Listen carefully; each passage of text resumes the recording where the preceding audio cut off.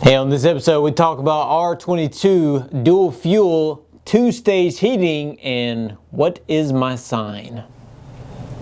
You ask your comfort and energy questions and they get answered. This is the Ask Derek Cole Show.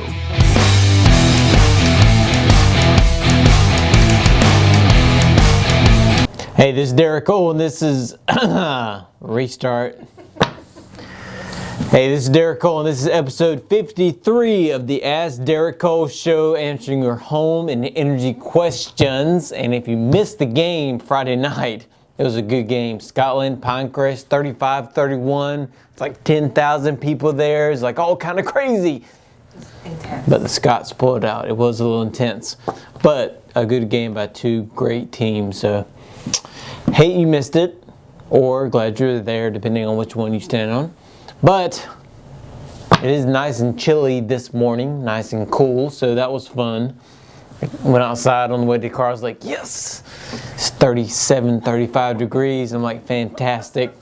Good for business. Unfortunately, someone's heat is not working, but that's our business. That's what we do, so that's why we're here. So let's get on with the show. How does two-stage heating and cooling work? Right, two-stage heating and cooling. So you have two stages on the compressor is usually what the two-stage is talking about. So you have a high and a low. Most of the time, when I say most of the time, I'm talking about 60% of the time, 70% is probably running on low stage. So if you have a 3-ton, well, let's make it easy. If you have a 4-ton system, most of the time you're only going to need 2 tons of heating or air conditioning.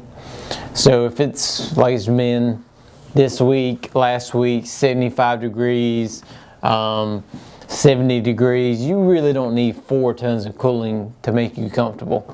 Okay, if your house is at 75 degrees, you're only going to need it on low stage, a little bit of cooling just to keep up with what you want. So that's what it means. Now you have a high capacity, which will be 4 tons when you need it. When it's 95, 90 outside, 10 days in a row, you can go up to high stage. So it's really, you're going to use low stage most of the time, and then you have high stage as you need it.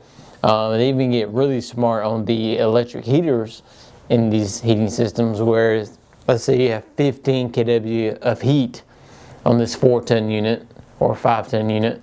It'll come on in banks of 5, so 5 kW, 10 kW, 15 if it's needed. If you only need 5 kW backup heat, then it's only going to run 5. Still behind, we're going to shoot for 10. So the system is really smart enough to know what it needs, what the temperature is outside, what the gap is inside, how to fill the gap. If we need to get 10 kW or 15 all at one time, we're going to blast it. The curtains are going to move. It's going to sound like a freight train. It's going to be like, psh, because it wants to blast that cooling or that heating as fast as possible, because it knows it's not the most efficient to be on high. It'd rather be on low and rather run longer. I mean, I think we talked before about run times and how it's more efficient for the unit to run than to turn on and off, on and off, on and off. So it knows it's more efficient to run on a low stage. So if it's 90 degrees outside and your unit's on 75 and it's maintaining 75 and it's running, that's where you want to be. So it makes you more comfortable, and yes, it is running, but it's fine because you don't want it to stop running. I think I told a lady who came in the office one time, she's like, my unit will not cut off. And it's like 90 or 95 degrees outside. And I'm like, well, did you turn your air conditioner in your car off on the way here? She said, no. I said, why? She said, because of what it got hot. I said, exactly. Your unit is the same way. It does not want you to get hot or cold. It knows what's going on. The thermostats and the technology today is a lot more advanced than 30 years ago, when you had the Honeywell slide bar with the red light coming on saying auxiliary heat's on. Or you get a little thing and you turn it and you're like, oh, it's 60, oh, it's 80. I got turned to 80 to get it on 75, really, because it's off that much. those days are gone. Okay, it's very accurate. It's very smart. It knows what you need in your home. If you have on 75, it knows it's going to take. Okay, if I'm programmed to 75 degrees, if I want it at 75 degrees when I wake up in the morning at 6 a.m., okay, after a few cycles, it's going to know, okay, I need to come on at 5 a.m. to make up at 6 a.m. to be at 75. So it's not going to say at 6 a.m. I'm going to turn on. No, at 6 a.m. I want it to be 75.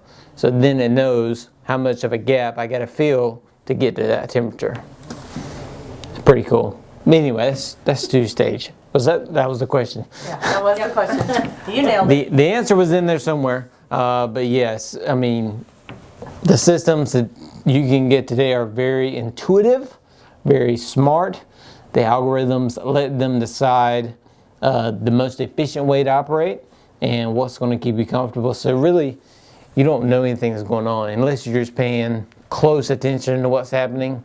You know, you should be comfortable and not really saying, hey, my unit's on all the time. That's all I got. That was like a 5-minute answer. Yes, that was a 5-minute answer. All right. Is R22 Freon really being phased out? Give us the download of what's going on. Really? Seriously? Is it all a big conspiracy? Yes, it is being phased out. I believe, if my facts are correct, 2020, they can no longer make R22. Now, they've been capping how much can be made over the last few years.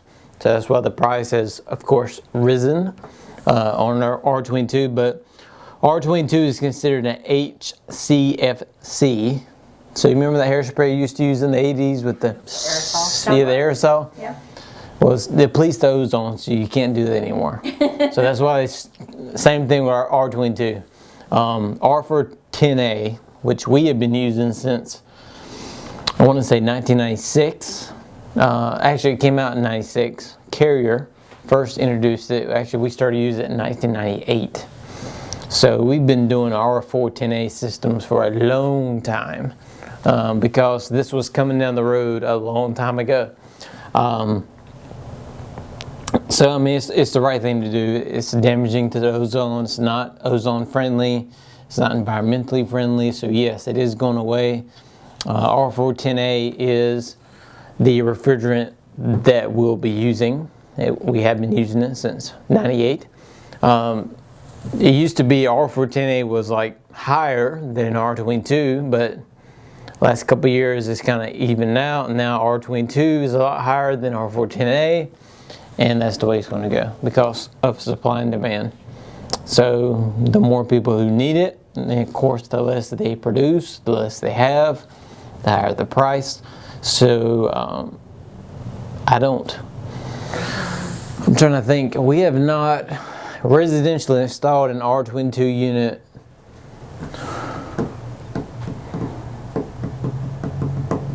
I want to say in about 3 or 4 years. What they started doing was making what they call a dry charged unit, which you could add R22 to it because the EPA stopped the fact that you could actually make R22 into units.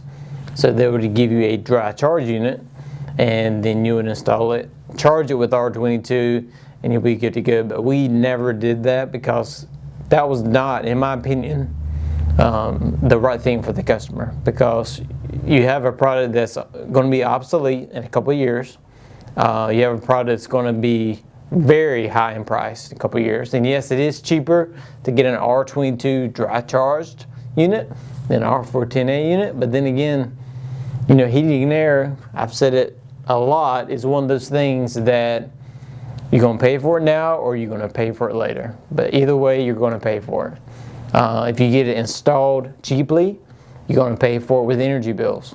If you get it installed more expensively and correctly, then you're going to save money. But either way, you're going to pay for something. And that's kind of how it is with R22. And we didn't do that because it was, you know, not the right thing to do. Because, you know, I'm going to sell you a cheaper product, but hey, it's really going to nail you if you have a problem in a couple of years. and you need R22, you know, that was not the right thing to do. So, yes, it is going to be phased out, and I mean, we're ready for it. Like I said, R410A has been installed here since '98. Probably a little longer than 3 years, probably 3 or 4 years since we actually installed an R22 system, because we knew it was coming, so we took an opportunity to educate you, the homeowner. You know, you got option A, option B. This one's been obsolete a couple years. This one's not. Which one do you want to go with? What does dual fuel mean when talking about a heating system? Dual fuel. We do quite a bit of dual fuel, and here's why. We get the phone call quite a bit of, hey, I don't want to pay the gas company anymore. I don't want gas. I want to go all electricity. And we're like, yeah, for real? They're like, yeah, really? And I'm like, okay, let's talk about dual fuel. Dual fuel is the best of both worlds because it's electricity and it's propane or gas, depending on what you have. And if you have natural gas, there is absolutely no way I would get away from natural gas. I mean, it's the cleanest, one of the most efficient ways you can heat your home is by natural gas. Propane, not quite as clean, but it still is effective. And dual fuel is this. So if it's in this area, if it's above 40, 35 degrees outside, it's more efficient to use electricity to heat with. So if I have a heat pump at home, I have a split unit. So it's more efficient for me to heat with the heat pump heat, electricity, until it starts. I think we talked last time about defrost cycle and having to do all that. Well, you don't have to worry about that with this because the emergency heat is the gas. That is your backup heat. So once we cannot use electricity efficiently anymore, we switch over to gas. So if I wake up and it's 20 degrees outside, I'm using gas because the heat pump heat is not going to keep up with that, the electricity. So it's going to go with the most efficient way. So instead of my backup being strip heaters that run the electric bill sky high, my backup is natural gas or oil, whatever you have. And it's the most efficient way to heat your home at that point. So dual fuel is the way to go. I mean, if I had natural gas in my house, no question I would have dual fuel. But I don't, so I'm stuck with electric heaters. But dual fuel is the way to go. I mean, it's, to put it in my words of my father, it is a no-brainer. I would agree with that because what happens in these older homes, especially, they're harder to heat because of the high ceilings and maybe the insulation and the doors and the windows aren't as efficient as the new home. So really dual fuel is the way to go because some people want to get away from gas. So again, you got the heat pump and then you can switch over to the gas as the backup heat or as a primary heat depending on the season. You know, if it's 20 degrees for days in a row like it was last year, I'm using, you know, gas heat over and over again. If it's a morning like this, then the gas heat is probably my backup, depending on what my house is. What is your zodiac sign? I don't know. When's your birthday? March 10th. So you're probably I don't know. it's Sagittarius? If I had my phone, I could Google it. I don't know. As you can probably guess, I don't put a whole lot of stock in the whole. But there are people out there. There are people that do, and that's fine. That's just not my deal. I think you're an Aquarius or a something. Let's You're find an out. Eric Cole. Let's look at it out. All right, see you, Periscope. You're an original. Although, You said zodiac sign. Is that what you said? yep. There it is. Zodiac signs, dates, symbols, and meanings.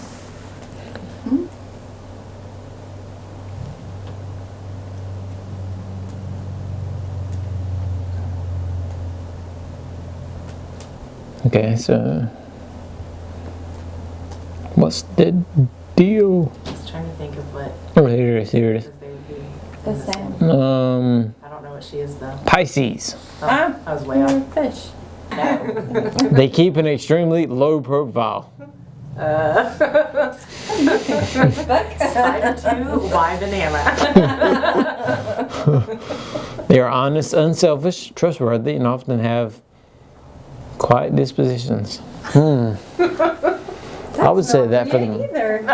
I mean, kind of. Yeah. Kind of. But not. They can be overcautious, sometimes gullible. Not really. I'm not falling for that. Pisces can be taken advantage of, which is unfortunate. Who comes up with this stuff? The Pisces is often the victor of ill circumstance because of his or her intense determination. Yes. They become passionately devoted to a cause, particularly if they are championing for friends or family. Well, there you go. 50. All right, so Pisces. Pisces it is. That's you. Pisces. What's the? Is there an animal for something, or is that's the Chinese thing? No, it should have a symbol because like I'm a Scorpio and that's the like scorpion. I don't know. I think Pisces is fish. Well, if we don't have a symbol, we can use my face as a symbol. You're the Derek. Not keeping a low profile. All right. Any I forgot what I was on. Any questions? Any energy, home, heating, air conditioning questions? Hashtag Ask Derek Cole, and we'll get something on the show.